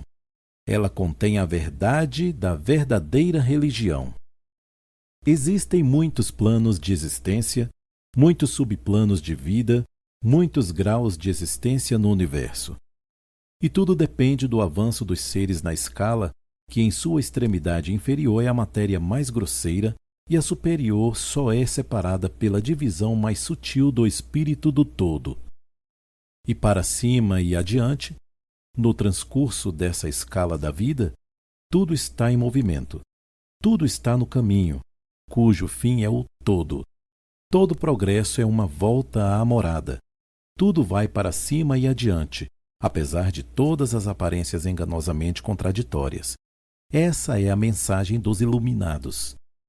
Os preceitos herméticos relativos ao processo da criação mental do universo ensinam que, no começo do ciclo de criação, o todo, em seu aspecto de ser, projeta a sua vontade sobre seu aspecto de vir a ser, e inicia-se o processo de criação. Ensina-se que o processo consiste no rebaixamento da vibração até que se alcance um grau muito baixo de energia vibratória, quando então se manifesta a forma mais grosseira de matéria possível. Esse processo é chamado de estágio de involução, em que o todo se torna implicado ou envolvido em sua criação. Os hermetistas acreditam que esse processo tem uma correspondência com o processo mental de um artista, escritor ou inventor, que se envolve tão estreitamente com sua própria criação mental que quase se esquece de sua própria existência e que, durante esse período provisório, quase vive em sua criação. Se, em vez de envolvido, usarmos a palavra extasiado, talvez possamos dar uma melhor ideia do que pretendemos dizer. Esse estágio involuntário da criação é às vezes chamado de efusão da energia divina, assim como o estado evolutivo é às vezes chamado de infusão. Considera-se que o polo extremo do processo criativo seja o mais distanciado do todo, enquanto o início do estágio evolutivo é tido como o princípio da oscilação de retorno de pêndulo do ritmo. uma ideia de volta à casa que se encontra em todos os preceitos herméticos. Os preceitos ensinam que, durante a efusão, as vibrações tornam-se cada vez mais baixas até que, finalmente, o impulso cessa e a oscilação de retorno tem início. Mas há uma diferença. Enquanto na efusão as forças criadoras se manifestam compactamente e como um todo, desde o início do estágio evolutivo ou da absorção, manifesta-se a lei da individualização, isto é, a tendência a separar em unidade de força até que finalmente aquilo que se separou do todo como energia não individualizada retorne à sua origem como incontáveis unidades de forças poderosamente desenvolvidas depois de ter alcançado os mais altos graus da escala por meio da evolução física, mental e espiritual. Os antigos hermetistas usam a palavra meditação para descrever o processo da criação mental do universo na mente do todo. Também empregam frequentemente a palavra contemplação. Contudo, a ideia pretendida parece ter sido aquela do uso da atenção divina. A palavra atenção provém de uma raiz latina que significa estender-se, desdobrar-se. Portanto, o ato de atenção é realmente um desdobramento, uma extensão da energia mental, de modo que a ideia subjacente é prontamente entendida quando examinamos o significado real da atenção. Os preceitos herméticos acerca do processo de evolução são os que apresentamos a seguir. O todo, tendo refletido sobre o princípio da criação, tendo, assim, estabelecido os fundamentos materiais do universo, tendo-o trazido à existência por meio de sua formulação mental, gradualmente desperta da sua meditação e, assim, começa a manifestar o processo de evolução nos planos material, mental e espiritual, sucessivamente em ordem. É assim que começa o movimento de ascensão, e tudo passa a mover-se em direção ao espiritual. A matéria torna-se menos grosseira, as unidades passam a existir, as combinações começam a se formar, a vida aparece e manifesta-se em formas cada vez mais elevadas, e a mente entra em processo de evidência cada vez maior. As vibrações aumentam cada vez mais rapidamente. Em suma, todo o processo da evolução, em todas as suas fases, tem início e realiza-se de acordo com as leis estabelecidas do processo de infusão. Tudo isso ocupa imensuráveis éons do tempo do homem, cada um dos quais contém incontáveis milhões de anos. Ainda assim, porém, os iluminados nos ensinam que a criação completa de um universo, aí incluídas a involução e a evolução, mal chega a ser um piscar de olhos para o todo. No fim dos inúmeros ciclos de éons de tempo, o todo afasta sua atenção, sua contemplação e meditação do universo, pois a grande obra está terminada, e tudo se retira para o todo de onde proveio. Contudo, ó mistério dos mistérios, o espírito de cada alma não é aniquilado, mas sim infinitamente expandido. Confundem-se a criatura e o Criador. Tal é o relato do iluminado. O exemplo acima apresentado da meditação e do subsequente despertar da meditação do todo é, sem dúvida, apenas uma tentativa da parte dos mestres para descrever o processo infinito por um exemplo finito.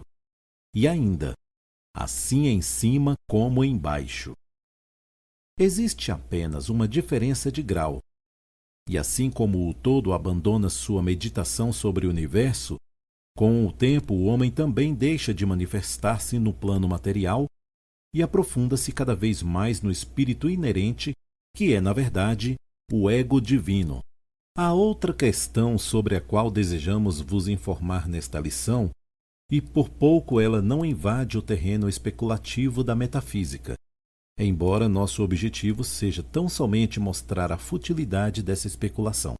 Aludimos à questão que inevitavelmente vem à mente de todos os pensadores que se aventuraram a investigar a verdade. A pergunta é: por que o todo cria os universos? A pergunta pode ser feita de diferentes maneiras, mas a que vai acima é o ponto fundamental da indagação. Os homens empenharam-se em responder a essa pergunta, mas ainda não há resposta digna do nome. Alguns imaginaram que o todo tinha algo a ganhar com isso, o que é absurdo, pois o que poderia ganhar o todo já que não possuísse?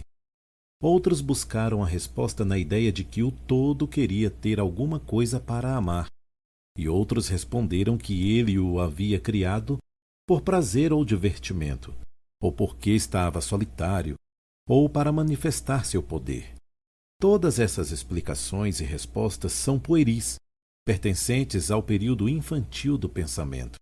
Outros procuraram explicar o mistério com base no pressuposto de que o todo se vira obrigado a criar em virtude de sua própria natureza interna, seu instinto criador.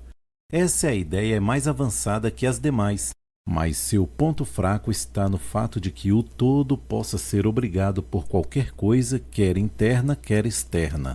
Sua natureza interior, ou seu instinto criador, o obrigou a fazer qualquer coisa. Então a natureza interna ou o instinto criador seria o absoluto, em vez do todo. Desta perspectiva, porém, uma parte da proposição cai por terra, e, no entanto, o todo cria e manifesta, e parece encontrar algum tipo de satisfação em fazê-lo. E é difícil fugir à conclusão de que, em algum grau infinito, deve haver no homem alguma coisa que corresponda a uma natureza interior ou a um instinto criador, com um desejo e uma vontade correspondentemente infinitos. Não poderia agir a menos que quisesse agir, e não poderia querer agir a menos que desejasse agir, e não desejaria agir a menos que isso lhe desse alguma satisfação. E todas essas coisas pertenceriam a uma natureza interior e poderiam ser postuladas como se estivessem de acordo com a lei de correspondência. Ainda assim, porém, preferimos pensar no todo como se uma atuação fosse totalmente livre de qualquer influência, tanto interna como externa. Esse é o problema que se encontra na raiz da dificuldade, e a dificuldade que se encontra na raiz do problema. Estritamente falando, é impossível dizer que o todo tenha uma razão qualquer para agir, pois uma razão implica uma causa, e o todo está acima de toda causa e efeito, a não ser quando quer tornar-se causa, momento em que o princípio se põe em movimento. Assim, torna-se muito clara ao leitor a constatação de que a matéria é impenetrável, do mesmo modo como o todo é incognoscível. Assim como dizemos que o todo simplesmente é, também somos obrigados a dizer que o todo age porque age. Enfim, o todo é a razão em si mesma, toda a lei em si mesma, toda a ação em si mesma. E podemos dizer, sem medo de errar, que o todo é a sua própria razão, a sua própria lei, a sua própria ação, ou que o todo, a sua razão, a sua ação, a sua lei são um, e que todos esses nomes designam a mesma coisa. Na opinião daqueles que lhe estão ministrando estas lições, é preciso procurar a resposta do eu interior do todo, junto com o seu segredo da existência. Em nossa opinião, a lei da correspondência compreende somente esse aspecto do todo, ao qual podemos nos referir como o aspecto do devir. Por trás desse aspecto, encontra-se o aspecto de ser, em que todas as leis se perdem na lei, todos os princípios emergem no princípio, e o todo, o princípio, o ser, são idênticos, um e o mesmo. Nesse ponto, portanto, a especulação metafísica é fútil. Abordamos o assunto aqui simplesmente para mostrar que reconhecemos a pergunta e também o absurdo das respostas costumeiras da metafísica e da teologia. Por último, talvez interesse aos nossos estudantes aprender que, enquanto alguns dos antigos e modernos professores herméticos tenderam mais a aplicar o princípio da correspondência à questão, o que os levou à conclusão da natureza interior, as lendas nos dizem que Hermes o Grande ao ser inquirido por seus discípulos mais avançados sobre essa questão, respondia-lhes, pressionando fortemente um lábio contra o outro, e não dizia nenhuma palavra, indicando que não havia resposta.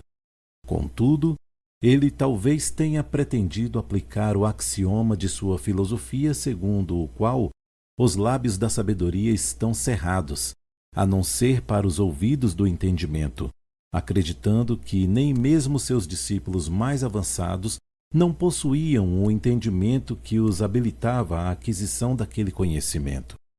Seja como for, se Hermes possuía o segredo, ele deixou de compartilhá-lo e, no que diz respeito ao mundo, os lábios de Hermes estão fechados a este respeito. E, onde o grande Hermes hesitou em falar, que mortal ousaria ensinar? Contudo, não se esqueçam de que, qualquer que seja a resposta a essa questão, se é que tal resposta existe, permanece a verdade de que, enquanto tudo está no todo, é igualmente verdadeiro que o todo está em tudo. O ensinamento é enfático neste ponto, e podemos acrescentar as palavras finais da citação. Aquele que realmente compreender essa verdade terá alcançado um grande conhecimento. Fim do capítulo.